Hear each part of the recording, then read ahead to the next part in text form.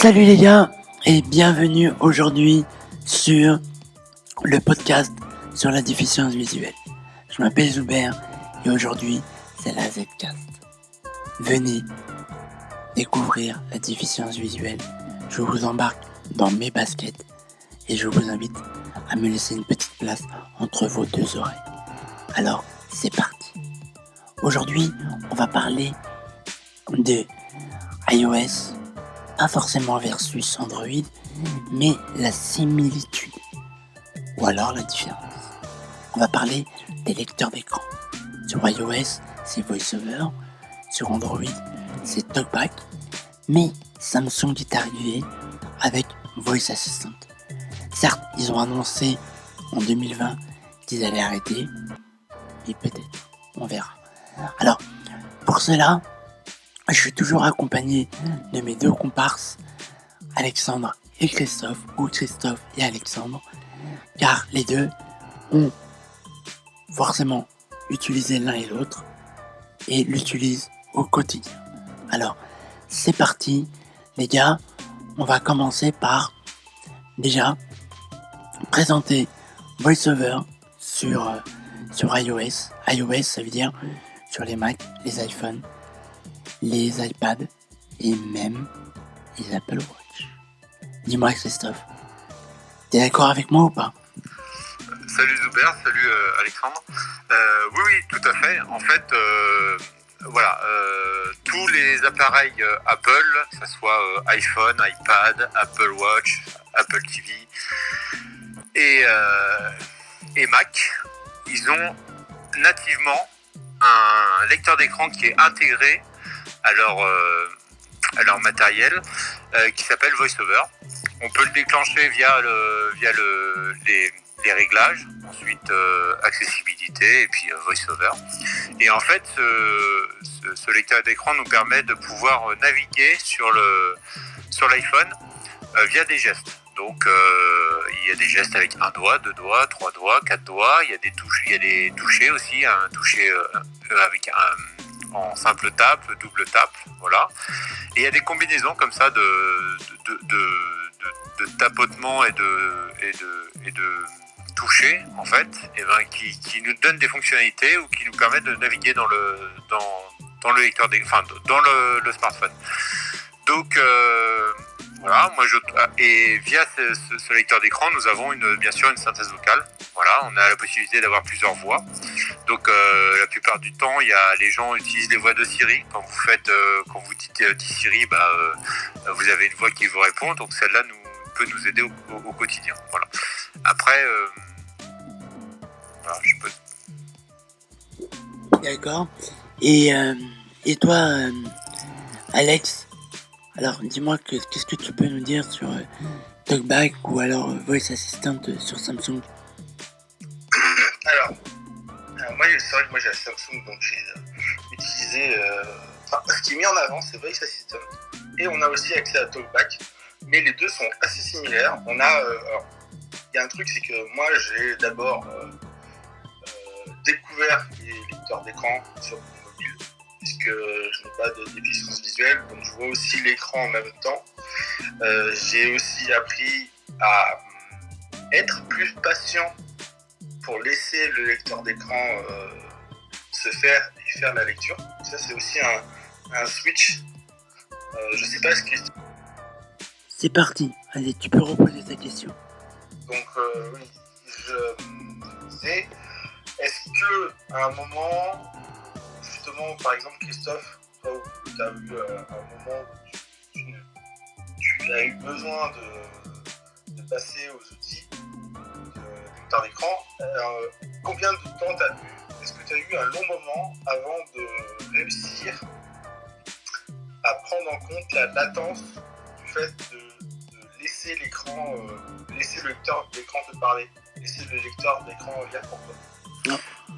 Ça veut dire entre le fait que tu fasses le geste et le fait que tu as le résultat en audio. C'est ça. Voilà. Parce que... Oui, il y a toujours, il y a ce fait de, en fait, comme tu balayes, tu as l'information qui arrive, d'accord? Et après, il faut que le temps que ton cerveau il interprète et tu agisses sur cette fonction ou pas, ou tu passes à celle d'après. Et alors que forcément, quand tu as la vue, tu as cette vision panoramique des choses Exactement. que tu n'as pas, parce qu'en fait, nous, ça passe par l'oreille et après par le cerveau. Ouais. Donc, voilà. Alors que moi, j'ai l'habitude de faire même une lecture diagonale où je prends les mots principaux et si je peux éviter de tout lire, Oui, et puis la plupart du temps, tu lis pas parce que si c'est des applis avec des icônes, tu connais les icônes par cœur et puis toi, tu passes directement soit une couleur, soit un graphique ou des choses comme ça. Voilà. Ça. Alors les gars, là on va parler un petit peu plus concret sur comment ça marche. On va faire un peu de cas d'usage. Alors, j'aimerais savoir pour Voice Assistant ou TalkBack, comment on y accède. Dis-moi. Quels sont les menus où il faut aller? Tu peux commencer. Non, vas-y Alex. Non, Alex, vas-y. Alors, en fait, pour TalkBack et Voice Assistant, moi j'ai un Samsung Galaxy S9. Je donne le nom précis, mais par rapport au fait qu'il y a Voice Assistant à l'intérieur. Et donc, du coup, c'est dans Paramètres, donc l'application de Paramètres, si je veux dire ainsi, qui se présente comme une appli, et dans le menu Accessibilité. Et ce menu-là va avoir tous les éléments toutes les options d'accessibilité. Alors, vis-à-vis aussi bien de la visibilité, mais aussi de l'audition et de la dextérité. Donc il y a aussi des options qui permettent de faciliter la prise en main donc avec une dextérité moindre, que ce soit par le fait qu'on ait des tremblements ou le fait qu'on ait des difficultés motrices. Et puis il y a dans les services installés avec, on a TalkBack qui se présente dans les différents services en plus, dans un sous-menu du menu paramètres. Donc c'est menu paramètres d'accessibilité. Voilà, c'est ça. Et là, on a le choix entre TalkBack et Voice Assistant, c'est ça? En fait, c'est Voice Assistant qui se met en avant pour l'instant, et après, ensuite, tu as service installé et tu peux accéder à TalkBack dedans. D'accord. Alors, et pour iOS, Alex, Christophe, ça se passe comment? Alors, pour iOS, donc on a toujours pareil, ce côté réglage, là. On rentre dans les réglages, accessibilité, on va dans VoiceOver, et donc là, pareil, il y a on peut régler donc sa synthèse vocale, la vitesse. Je pense que ça va être pareil sur Samsung, la tonalité.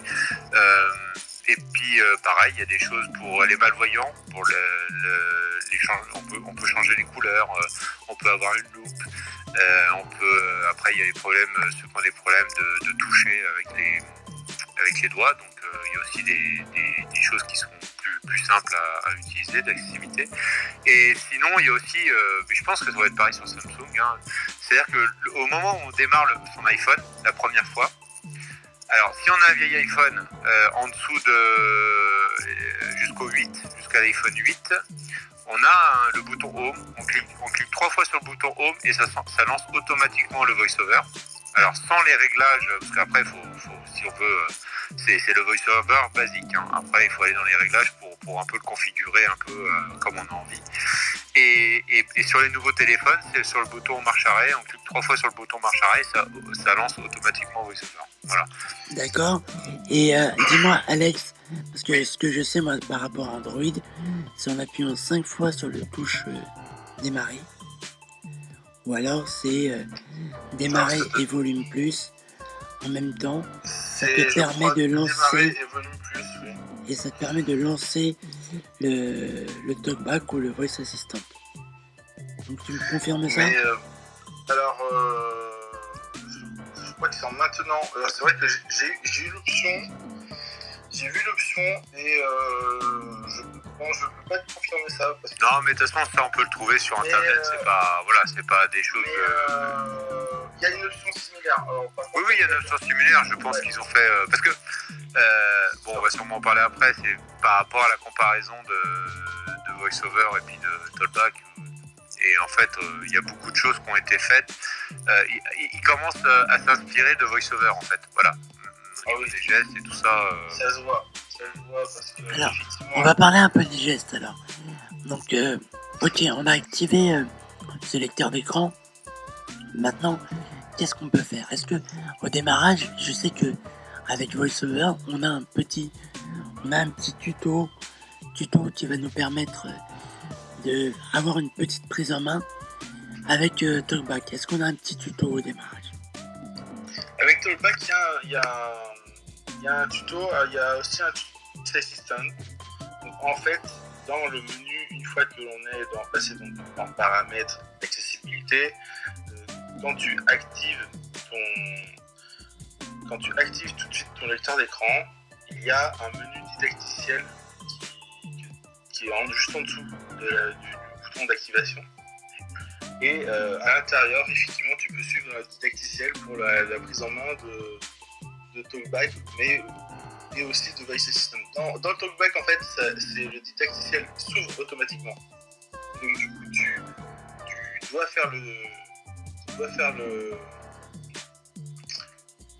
didacticiel, même si tu peux le fermer à tout moment. Dans Voice Assistant, en fait, tu actives Voice Assistant et ensuite, dans le menu dessous, tu as le didacticiel. Et tu as toutes les étapes pour présenter toutes les gestures, en fait, qui sont proposées dans les outils.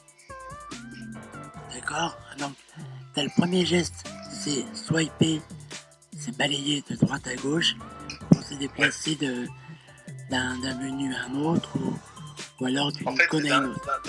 D'un élément de menu à un autre. Et pour faire une comparaison avec quelque chose que je connais bien, c'est vraiment très similaire à ce que l'on peut trouver sur une navigation au clavier avec la touche tabulation dans une page web ou dans le système d'exploitation sur un bureau, sur un ordinateur de bureau. Donc en fait, tu as aussi une comparaison, ça reprend des choses qui sont dans les habitudes du web, de l'informatique, mais adaptées à la gestion sur le tactile de l'écran. D'accord. Donc Christophe, tu confirmes, on a la même gestuelle aussi sur iOS. Exactement, de gauche à droite. Et alors moi j'ai une autre comparaison parce que Alex parle de la tabulation, c'est judicieux, c'est exactement ça. Mais sauf que mais t'as des personnes qui l'utilisent pas, tu vois, et moi j'ai toujours cette comparaison, c'est comme si vous prenez le curseur de la souris, vous le mettez sur le premier élément là-haut, en haut à gauche en fait de votre ordinateur. Là, on parle de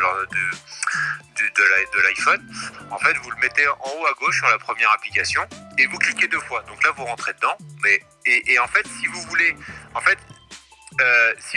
choisir l'élément d'après, donc c'est comme si vous cliquez une fois sur le premier élément, ça le sélectionne.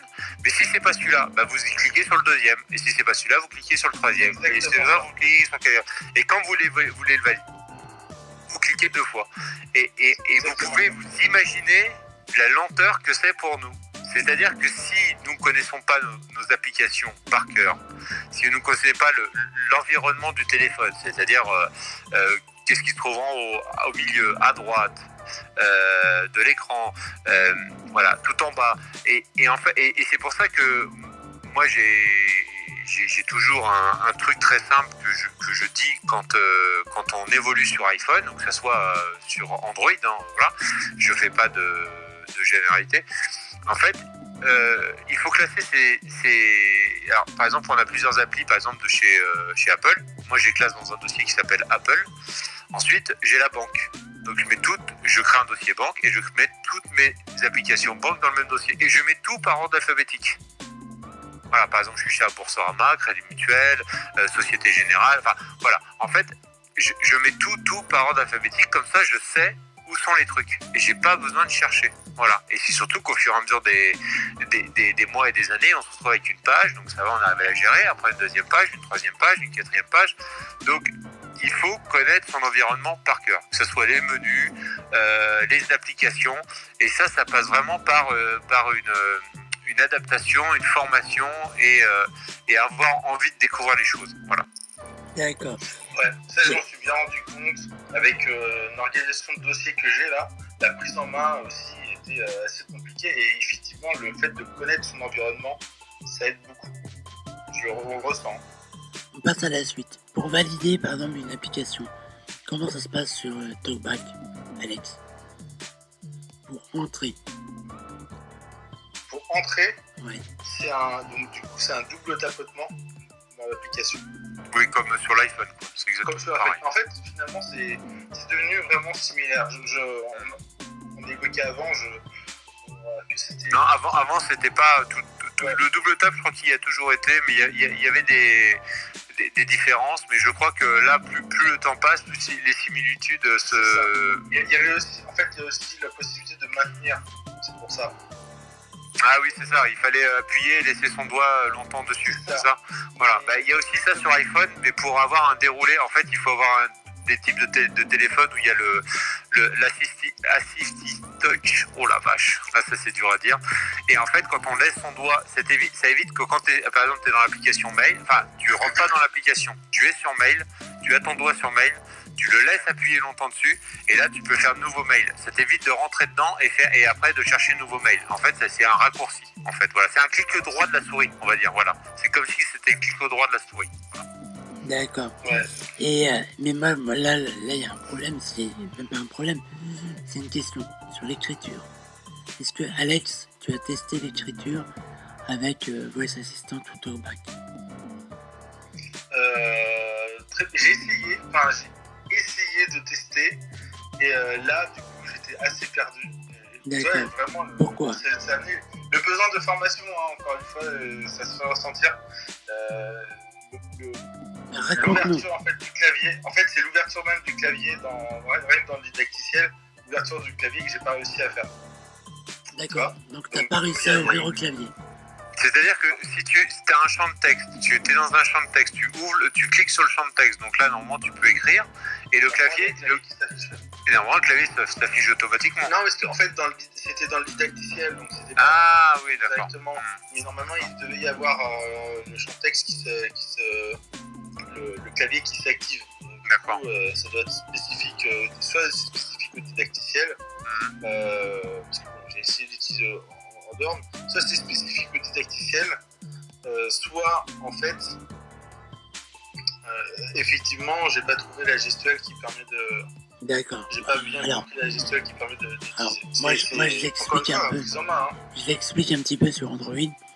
Comme a dit Christophe, on va sur un champ de texte, on clique 2 fois sur le champ de texte, c'est-à-dire qu'on valide notre entrée.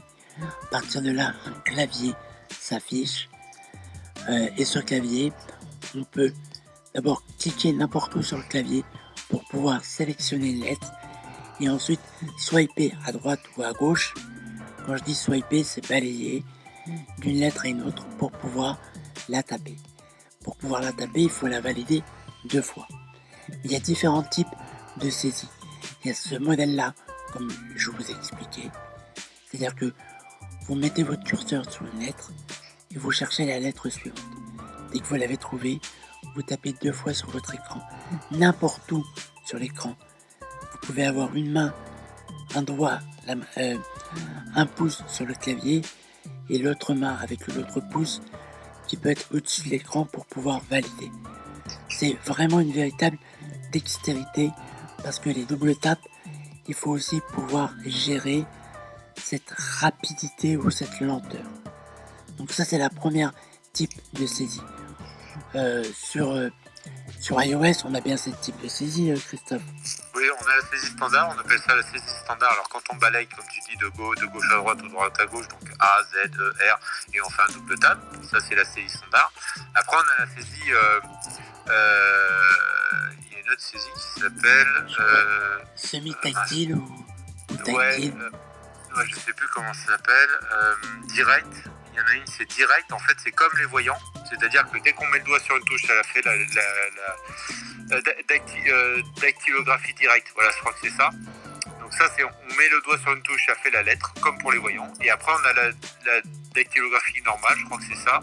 Et en fait, on met le doigt sur une des touches, on balaye, on lève pas le doigt. On se balade sur le clavier et dès qu'on entend notre touche, on lève le doigt et ça fait la lettre. Voilà. Et après, on a aussi on a la saisie manuscrite aussi. Donc en fait, on peut faire les lettres. Donc, c'est-à-dire que si je veux écrire une musique, et ben si on sait faire des lettres manuscrites, on écrit le M sur l'écran, le U, le S, le I, Q, E, voilà. Et en fait, ça écrit. Voilà, c'est comme si on écrivait sur notre téléphone avec un doigt au lieu d'écrire avec un stylo. Mais ça c'est surtout pour ceux qui ont vu. Voilà, c'est ceux qui ont déjà qui vu la vision. Qui savent comment sont faits les lettres. Écrire, voilà. D'accord. Et aussi, il y a aussi on peut taper aussi avec comme si c'était une Perkins en braille en fait. Ouais. C'est-à-dire il y a les 6 touches plus 6 plus les deux en dessous, je crois c'est 2 au-dessous ou 1 en dessous, je sais plus. Et donc qui représentent les points braille. Mais alors là c'est encore il faut quand même avoir un écran un peu plus grand parce que si sur les petits écrans là c'est compliqué parce qu'il faut mettre 6 doigts plus quasiment 7 doigts sur l'écran. Donc et puis il faut une dextérité vraiment incroyable. Est-ce que tu as connu des personnes qui l'utilisaient ça? Oui, Lucas qu'on a vu tout à l'heure, il l'utilise. D'accord. C'est une méthode de dactylographie en supplémentaire en fait. Elles ont leur équivalent visuel. C'est pour ça qu'effectivement c'est plus adapté à quelqu'un qui a déjà eu la vue. Oui, ça c'est pour l'écriture manuscrite. Oui. Après, Ouais. voilà. Après l'autre saisie, c'est pour ceux qui font que du braille, voilà, qui utilisent que le braille. Voilà. Et c'est aussi le cas, c'est pour ce que tu disais, le fait de maintenir la touche sur le clavier et en fait parcourir le clavier. Parcourir le clavier et de lever le doigt et ça fait la lettre. Voilà. Mais cette saisie-là est très très rapide. Quand on connaît son clavier par cœur, quand on le visualise dans sa tête et qu'on le connaît par cœur, moi c'est cette saisie-là que j'utilise. Et en fait c'est très très rapide. En fait moi j'arrive à taper peut-être pas aussi vite qu'un voyant, mais beaucoup plus vite que si je devais balayer de gauche à droite pour chercher les lettres quoi. Complètement. Ok, on va parler un petit peu de validation. On a parlé de la validation, on a parlé de la saisie sur le clavier. On va parler un petit peu de la prise de photo. Est-ce que tu as essayé la prise de photo sur Android, Alex? Alex? Allô, oui. Oui, alors du coup, c'est vrai que j'ai pas pensé à trop utiliser autre. Donc la prise de photo, je t'avoue que non, j'ai un peu. T'as pas fait? Encore une fois, la prise en main en soi était assez compliquée pour moi. Donc, D'accord. Donc la prise de photo sur Android, elle est similaire à l'iPhone. La seule différence, c'est que le Voice Assistant et le TalkBack ne va pas reconnaître, il ne va pas facilement identifier ce qu'on prend en photo. La prise de photo sur iPhone, tu me confirmeras Christophe, on a un voice-over qui est assez intéressant dans la reconnaissance des personnages, des objets, des formes, tu vois, et permet aussi de donner cette autonomie dans la prise de photo. Est-ce que toi tu l'utilises, Christophe? Ouais, exactement. J'utilise parce qu'en fait, j'ai 2 enfants. La plupart du temps, c'est pour ça. Et comme ma femme travaille tard le soir, quand ils étaient plus petits, elle loupait les heures les repas, les choses comme ça. Et en fait, je m'amusais à prendre des photos des enfants avec la bouche, tu vois, toute pleine de nourriture. Et l'avantage de ça, c'est qu'une fois que tu lances l'appareil photo, tu as un visage près du bord inférieur gauche. Donc là, tu sais qu'il faut que tu te déplaces parce qu'il n'est pas centré. Après, il te dit visage... alors, il te dit pas, je crois pas qu'ils disent centré, mais ils disent un visage près du bord inférieur droit ou supérieur droit. Et en fait, tu vois par rapport à ce qu'il t'explique, tu sais à peu près que tu vas cadrer. En plus, tu t'appuies sur le bouton volume du bas, ça prend la photo. Et franchement, j'ai rarement raté des photos à cause du cadrage. Franchement, grâce à ça, c'est vraiment très très très très simple. D'accord. Est-ce que tu as testé, Christophe, pas Christophe, mais Alex, les les possibilités des lecteurs multimédia, c'est-à-dire que de pouvoir lancer ta musique ou aller ou lancer une vidéo. Est-ce que ça tu l'as testé? Très peu. En fait, c'est vrai que je restais beaucoup sur l'OS au final. Hein. C'est parce que la prise en main et aussi les applications de messagerie. Si tu veux. Donc, en fait, j'ai surtout essayé d'utiliser les SMS et Messenger. Je ne suis pas forcément permis d'utiliser d'autres applications parce qu'il y avait aussi une question de compatibilité qui est indiquée comme étant pas toujours faisable. Donc, Alex, je me permets, mais quand tu as testé ces choses-là, est-ce que tu on va pas dire galérais, mais est-ce que c'était plus long, quoi. C'est-à-dire que c'était long et si, je peux dire que j'ai galéré. Hein. D'accord. Oui, c'est ça. Hein. D'accord. Mais parce que en fait, moi j'avais une expérience déjà avec Android alors, on parlait de cette latence, mais je trouve que l'exécution déjà du geste, entre le geste quand tu balayes et le positionnement du curseur et l'annonce de la synthèse vocale était très très lente. C'est-à-dire que c'était pas du tac au tac. Tu vois ce que je veux dire? Ouais, alors, cette impression-là, ouais. Voilà. Moi, je trouve qu'il y a une latence dans chaque épisode. C'est-à-dire que dans chaque phase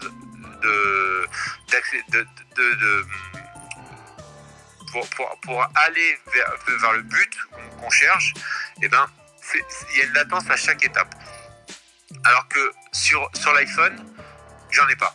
Alors si on en a quand on a des vieux téléphones, c'est-à-dire plus le téléphone est ancien, plus on va voir que le téléphone a du mal à être réactif.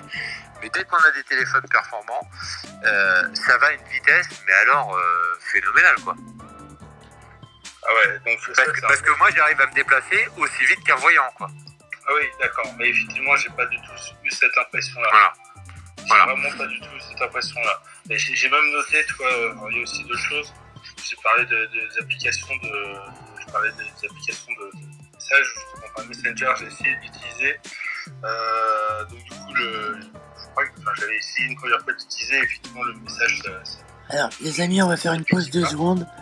Ouais. Il y a un souffle d'oxytude qui est monté.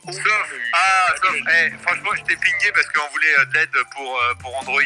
Voilà. Bon, alors là. Alors, sauf. C'est pas toi. Non, mais sauf. Je ne vois pas. Salut. Salut. Faut que tu rafraîchis. En fait, sauf Alex, il n'est pas non-voyant. Il est voyant et on lui a donné comme défi de tester Android avec l'accessibilité. Autant dire que j'ai l'impression de ne pas avoir pensé à tout en entendant ça. Et surtout, j'ai galéré. Non, mais ça se met juste pas. 2 petites secondes. Sauf, le podcast est enregistré. Donc là, je vais retirer ton arrivée là. Mais si tu veux y participer, voilà, sinon... Si t'as quelque chose à dire, il n'y a pas de souci. Là, en fait, c'est un podcast. Zuber, il enregistre là pendant quelques minutes un podcast. Et après, je sais pas si t'as envie d'être enregistré ou pas, c'est ça aussi. Oh, ça me dérange pas. Voilà. On va dire de bêtises, quoi. Non, mais sauf, de toute façon, si on le fait monter, on sait que tu vas pas dire de bêtises, d'accord? J'essaie de pas en dire. Voilà. Donc après, est-ce que tu vas t'enregistrer, sauf? Ok, non, il n'y a pas de problème pour moi. D'accord. Donc si tu veux intervenir pendant ce qu'on dit, si tu veux rajouter des choses, de toute façon, il n'y a pas de souci, tu y vas, on est là en bon enfant, et c'est surtout pour faire partager aux gens, tu vois, voilà, des choses... Oui, d'accord, oui, pas de souci. Voilà. Moi, je mute pour l'instant, alors. Ok, Merci. On reprend et on va parler un petit peu de ces astuces qu'on a sur iOS, mais est-ce qu'on les a sur Android pour aller plus loin? Par exemple, le rotor. Alors, Alex, est-ce que tu as vu un truc similaire au rotor sur Android ou pas? Est-ce qu'il sait de quoi on parle? Est-ce que tu sais de quoi on parle? Déjà, j'ai juste entendu du rotor et après ça a coupé. Alors, est-ce que tu connais le rotor sur iOS? Non. Est-ce que tu as vu un truc similaire sur Android? Rien vu du tout. Non, rien vu du tout sur Android qui s'appelle le rotor ou quelque chose de similaire. D'accord, c'est des combinaisons de gestes qui te permettent d'aller directement à un point précis. En fait, réellement, Il y a c'est... eu autre chose. Alors, je vais t'expliquer comment fonctionne le rotor. Tu vois un ampli home cinéma ou n'importe, un ampli avec un gros bouton que tu tournes. Ouais. Et en fait, le rotor, tu fais cette même position sur ton écran. Tu laisses tes deux doigts appuyés sur l'écran et tu tournes. Et en fait, là, selon les options que tu as choisies, préalablement dans le menu d'accessibilité, tu as caractère, mot, lien, ou ligne, voilà. Et tu peux naviguer dans ces choses-là. Et ça peut servir, par exemple, quand tu as un texte, quand tu écris un message, si tu veux relire ton message, ta synthèse vocale va te le lire. Mais si tu te dis, est-ce que j'ai fait une faute ou pas? Et ben en fait, tu reviens au début du message, donc tu fais un double tap sur le message, tu te retrouves soit en haut du message, soit en bas du message, d'accord? Et ensuite, tu fais ce geste de rotor et tu dis je veux par mot. Et donc, tu fais un geste de haut en bas, enfin du haut vers le bas, et donc tu vas voir si tu as écrit bonjour Alexandre, comment vas-tu? Donc, comme c'est par mot que j'ai choisi, je fais du haut en bas, il me dit bonjour, après il me dit Alexandre, après il me dit comment et vas-tu, va et tu, d'accord? Et si je veux détailler le mot, je retourne mon rotor dans l'autre sens, je fais caractère, et là il va me dire, par exemple, le comment, il va me dire COMMENT. Voilà. Ça sert à ça en fait. D'accord, je vois. Donc, j'ai pas vu de choses similaires. J'ai vu qu'il y avait une option qui s'appelle menu rapide avec 3 doigts, donc c'est une gestuelle avec 3 doigts. Et sinon, en fait, dans les options, par exemple, si je voulais, avec le lecteur d'écran, utiliser une application ou déplacer une application ou un dossier, parce que moi j'ai des dossiers, ce que j'avais comme possibilité, c'était de maintenir le dossier, et après j'avais des options qui étaient soit entrer dedans, soit déplacer, et ces options-là, en fait, j'y accédais avec donc le geste vers le haut ou vers le bas. Et du coup, ça l'annonçait après à chaque fois. Ça l'annonçait et puis ça l'a montré. Donc du coup, j'ai eu cette façon de faire, mais pas sur la forme du rotor. Par contre, sauf... Ouais, vas-y, oui. Vas-y. Non, juste pour savoir qui est sur Android, parce que je crois que ça existe. C'est moi. C'est moi. Donc toi, tu le sais. Ouais, non, mais je veux dire, est-ce que dans les deux non-voyants, il y a des Android? Ah Non, on est sur iPhone. J'ai été sur Android. Je ne sais pas comment l'activer, ce genre de rotor, mais je sais que la possibilité existe. Il y a une sorte de menu contextuel général, et là, on peut naviguer par mot, Complètement. C'est le menu, c'est les 3 tapes comme il a expliqué, c'est le menu supplémentaire. Voilà. Mais c'est pas expliqué comme un rotor en fait. Non, c'est pas du tout le même. C'est pas le même mot. Le rotor, c'est vraiment le terme pour l'iPhone. Pour l'iPhone. Ouais. Et Android. Pour l'iPhone, il existe aussi sur Mac. Hein. C'est lié à Apple en tout cas. Oui. L'idée du rotor, c'était vraiment de faire comme mais pour la version. Mais pour la version. Choisir le critère de navigation, en tout cas. Voilà. Choisir le critère de navigation. Mais sur la version Android 12, oui, ils ont commencé à reprendre un peu les termes d'iOS. Oui, de toute façon, comme on a dit à chaque fois, c'est que plus ils avancent dans le temps Android, plus ils se rapprochent des gestes d'iOS, hein, parce que forcément, ils sont très, très faciles à intégrer et au bout d'un moment, ça devient naturel, quoi. Mais c'est l'approche d'iOS, c'est l'approche d'Apple en général qui sont appliquées à l'accessibilité qui est gagnant en 100%. Ils ont été novateurs, donc les gens reprennent évidemment exactement ce qui marche. Quoi. Et puis, oui, ils ont vraiment eu une approche de faciliter les gestes qu'on ressent en général, quel que soit l'utilisateur d'iPhone. Alors on va parler un peu des gestes compliqués. Alors moi, Sofiane, ne rigole pas s'il te plaît, je t'en prie. Moi j'ai beaucoup de difficultés avec les 3 tapes 3 doigts, les 2 tapes 3 doigts, qui va te mettre en place un rideau d'écran ou qui va te couper la synthèse vocale. Et les 4 doigts. Les Et 4 les doigts quatre- en haut et les 4 doigts en bas. Ah là Pour aller là. en haut au menu, tout en haut ou aller en bas de la page. Hein, ceux-là aussi sont bons. Ah, ils sont magnifiques. ça. Hein. Sur un SE, fais-les sur un SE. Une fois que tu maîtrises le SE, c'est bon, hein, t'es tranquille sur les autres écrans. Je pense que le plus compliqué, c'est pas celui-là pour moi. En tout cas, C'est pas- lequel? Dis-nous, C'est Sophie. lequel, vas-y? C'est le fameux Z, le Scrub. Ah, le Z. Ah ouais, non, moi je le maîtrise très très bien. J'y arrive, mais tu sais, je sais jamais trop en fait comment je le fais. Je le Ouais. fais, c'est automatique et ça marche. Voilà. Alors, en c'est fait, quoi? en fait, C'est quoi le mouvement et à quoi il Vas-y, sert? Sof. Vas-y, Moi, Sof. je suis formateur, c'est celui que j'ai le plus de mal à expliquer. Et heureusement qu'Apple a intégré cette histoire de commandes personnalisées pour pouvoir changer leur truc, parce que c'est beaucoup plus simple comme ça. J'ai beaucoup de mal à l'expliquer celui-là.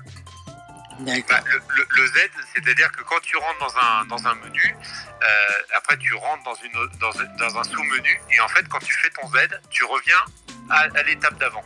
Voilà. Ah oui, moi je sais le faire si tu veux. C'est pour Oui, non, mais en fait, il fallait. sur l'écran. Oui, non, mais il fallait. En fait, non, pas. Il voulait savoir comment, à quoi ça servait en fait. Ah ce oui, Z. ok. Voilà. Et après, en fait, c'est pas. Moi, je le fais comme un N majuscule. Alors, je sais pas ceux qui sont non-voyants de naissance, c'est compliqué d'imaginer un N majuscule, mais c'est un N majuscule fait avec 2 doigts. Voilà. Et là, Zigzag vers la gauche. voilà, c'est un zigzag ou vers la droite. Voilà. Mais en fait, il faut vraiment le faire très très rapidement. C'est pas quelque chose. En fait, c'est un peu comme un combo sur une manette de console. Voilà. Alors, C'est un geste qu'il faut faire très Ça très veut rapidement. dire, c'est-à-dire que les amis, on commence en bas à gauche, Voilà. on monte, après on redescend En diagonale. brutalement en diagonale vers la droite. Voilà. Et on on remonte. C'est ça. Alors, moi je Ouais. fais pas comme ça, moi justement, c'est ça, moi je prends mon truc, je sais pas, et je pars de là, donc du bas en gauche de mon écran. Pas à Ouais. droite de mon écran, pardon. Non, Ah à bon droite de mon écran, et je vais vers la gauche. Ah, moi je le fais dans l'autre Bas à sens. gauche. Moi je le fais comme Zuber vient de l'expliquer Ouais. par exemple. Même moi. Enfin, moi ça marche à tous les coups. Hein. Ouais. C'est- Ah ouais, oui, moi aussi maintenant, mais bon. Voilà. Après, les Et gestes c'est une dextérité. De toute façon, c'est tous les gestes. Après, au fur et à mesure qu'on utilise des gestes voice-over, on n'y pense même plus. Hein. C'est quelque chose qu'on fait ça. naturellement. c'est le mémoire musculaire, je pense. Exactement. C'est compliqué les premiers. Alors moi, je vous dis les premières semaines. Allez, 3 semaines. Moi, je dis il vous faut au moins 3 semaines pour vraiment commencer à se familiariser avec les gestes. Et après, il faut à peu près 6 mois pour plus y penser. Voilà. Et moi j'ai commencé il y a 10 ans, il n'y avait rien Voilà. du tout comme ressource. Voilà. Donc je peux vous dire que Sof, il fait ça avec les doigts de pied. D'accord.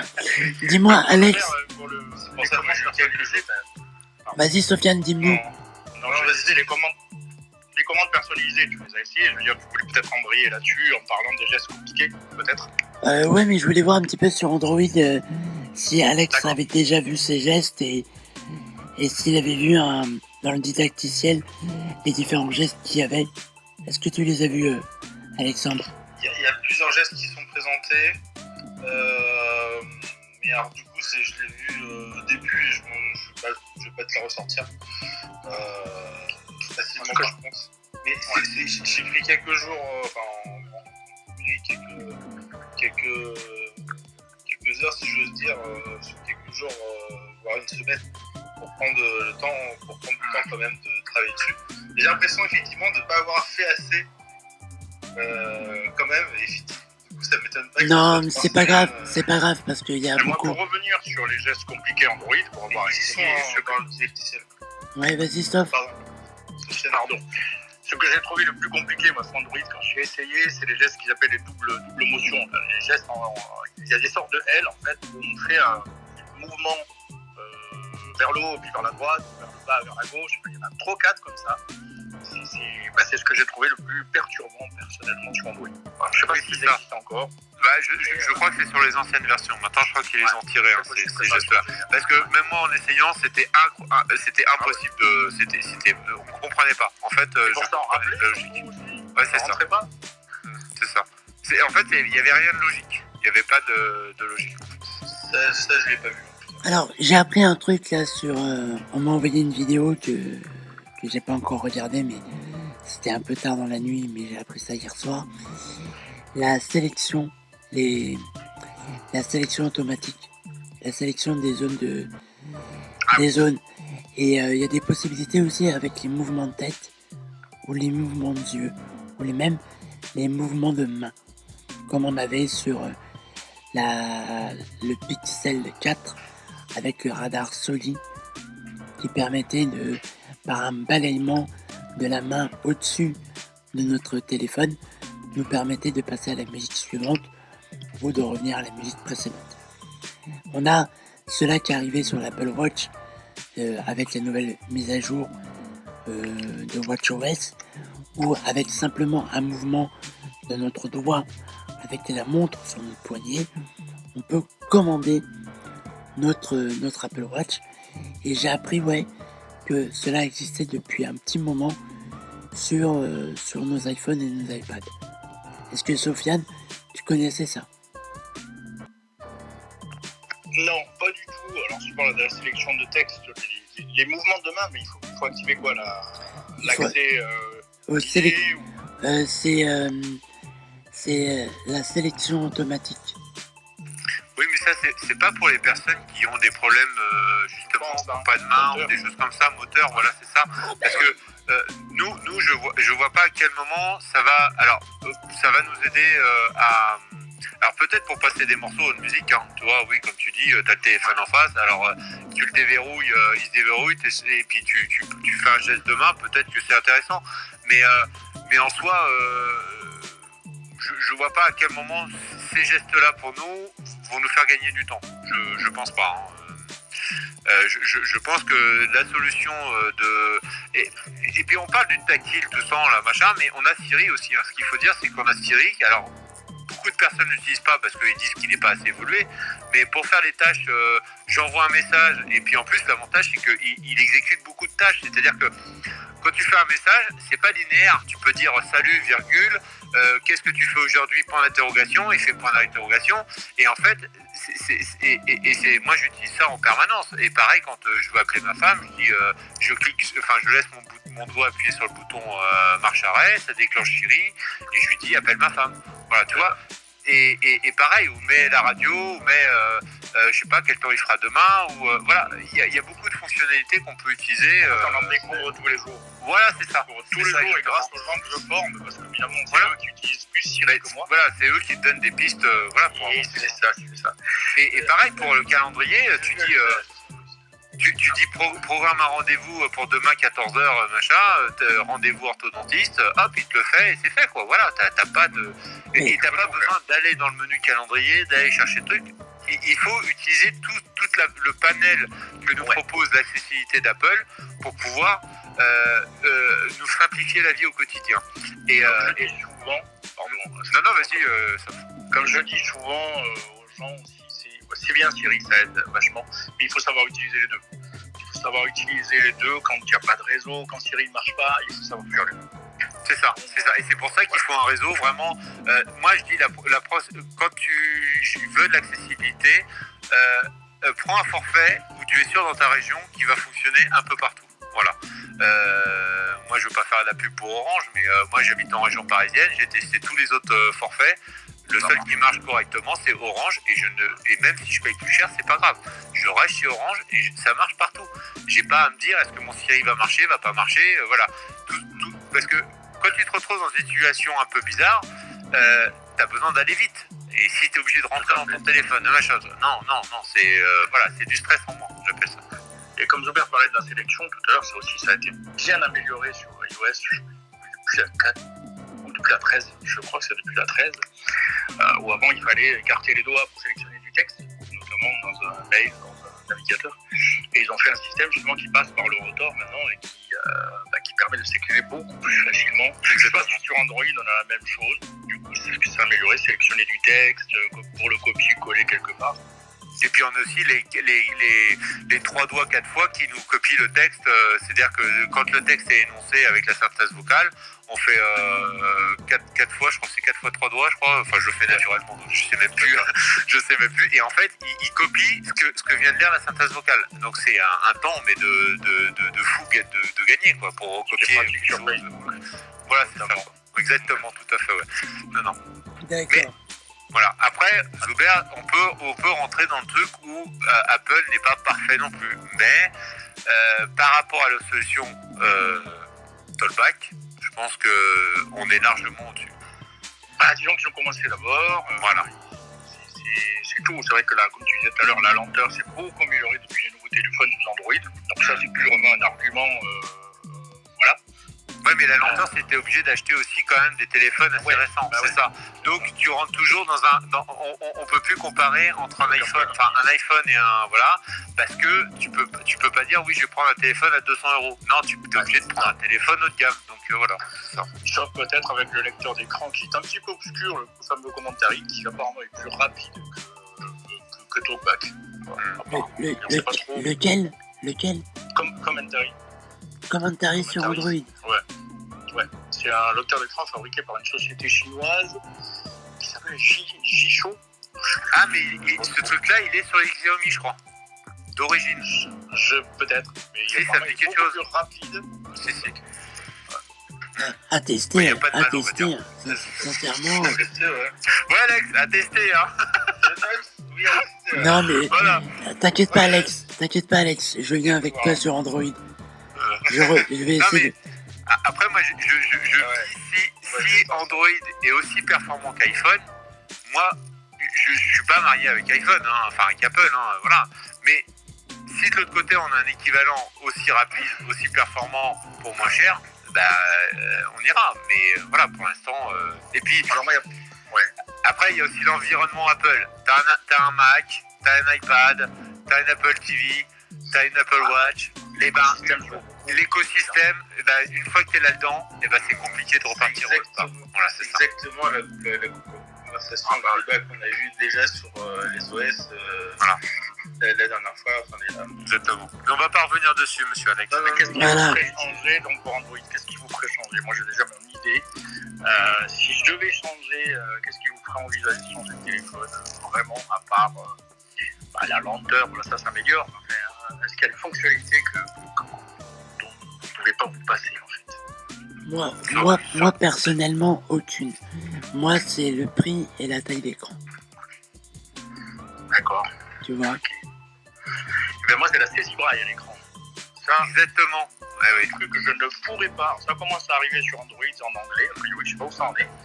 Mais moi, quand on voit comment on va, la vitesse qu'on va avec ce truc-là, c'est pas possible.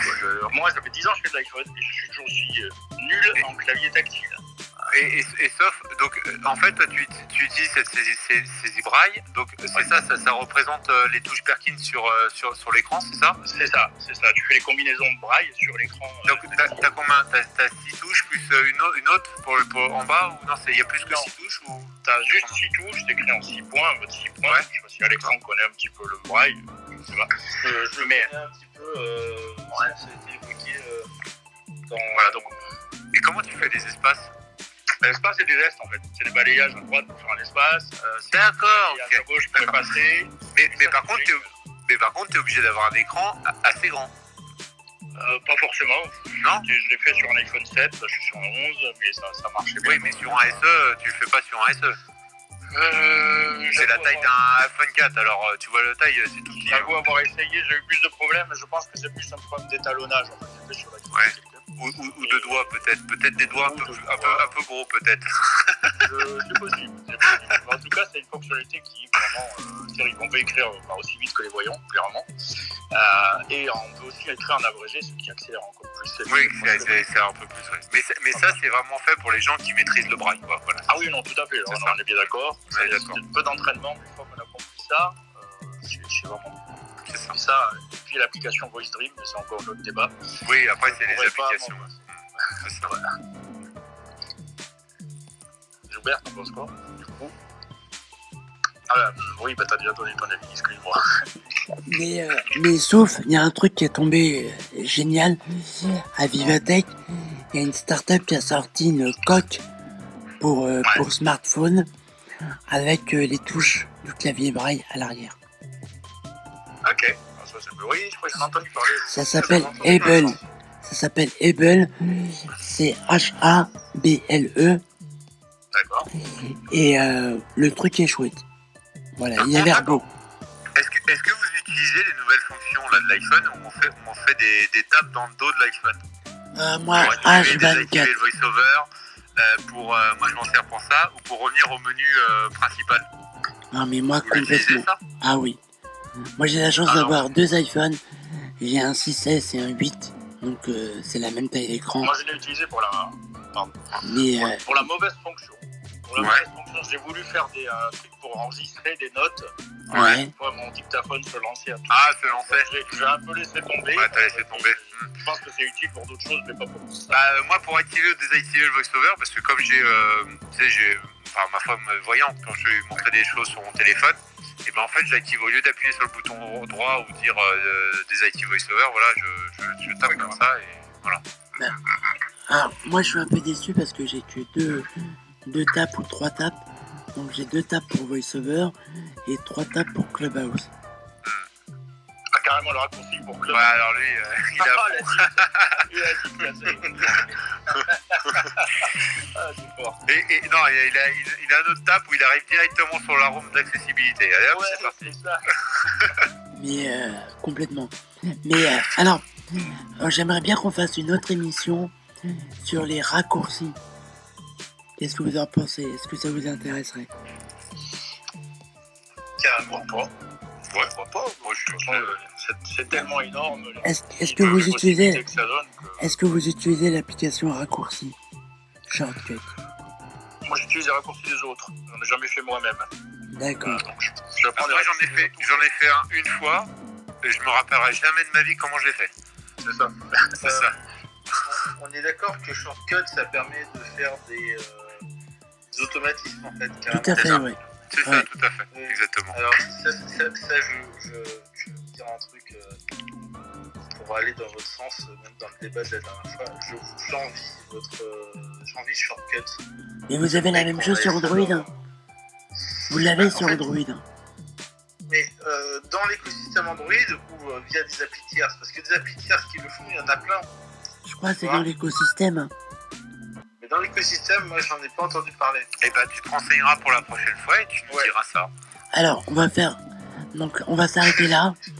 Donc, je tiens à tous vous remercier et je lance le petit générique de fin.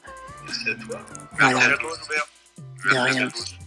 Alors, merci à tous d'être venus écouter, de m'avoir laissé prendre une place entre vos 2 oreilles pour cet épisode de la Zcast.